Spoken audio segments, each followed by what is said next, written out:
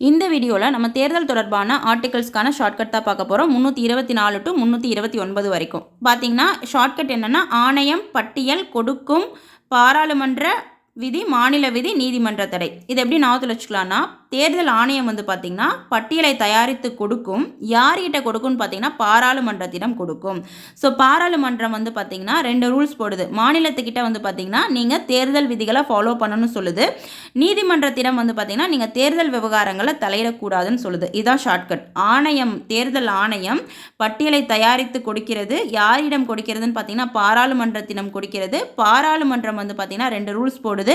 ஒன்று வந்து பார்த்திங்கன்னா ஸ்டேட் கவர்மெண்ட்டை நீங்கள் தேர்தல் விதிகளில் வந்துட்டு ஃபாலோ பண்ணணும்னு சொல்லுது. நீதிமன்றத்திடம் போய் என்ன சொல்கிறாங்க பாராளுமன்றம் பார்த்திங்கன்னா நீங்கள் வந்து தேர்தல் விவகாரங்களை தலையிடக்கூடாது அப்படின்னு சொல்லிட்டு நீதிமன்றத்திடம் வந்து பார்த்திங்கன்னா பாராளுமன்றம் சொல்லுது. இவ்வளோதாங்க ஷார்ட்கட்டு. ஸோ நெக்ஸ்ட் வந்து பார்த்திங்கன்னா நம்ம ஆர்டிகல்ஸ்க்கு போயிடலாம். 324 வந்து பார்த்திங்கன்னா ஆணையம், அதாவது தேர்தல் ஆணையம் அமைப்பது பற்றி சொல்வது தான் வந்து பார்த்திங்கன்னா உங்களுக்கு 324.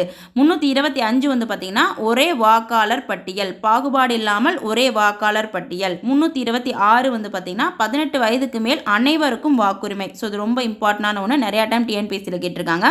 327 வந்து பார்த்திங்கன்னா பாராளுமன்றம் தேர்தல் சட்டத்தை அமைக்கும் அதிகாரம் தான் 327.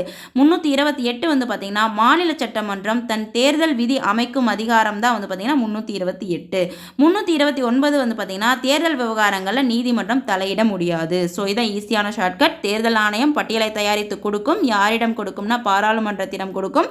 பாராளுமன்றம் 2 ரூல்ஸ் போடுது. மாநிலத்துக்கு ஒரு ரூல்ஸ் போடுது. நீதிமன்றம் வந்து பார்த்தீங்கன்னா தேர்தல் விவகாரங்களை தலையிடக்கூடாதுன்னு சொல்லிட்டு ஒரு ரூல்ஸ் போடுது. இவ்வளோதாங்க ஈஸியான ஷார்ட்கட்.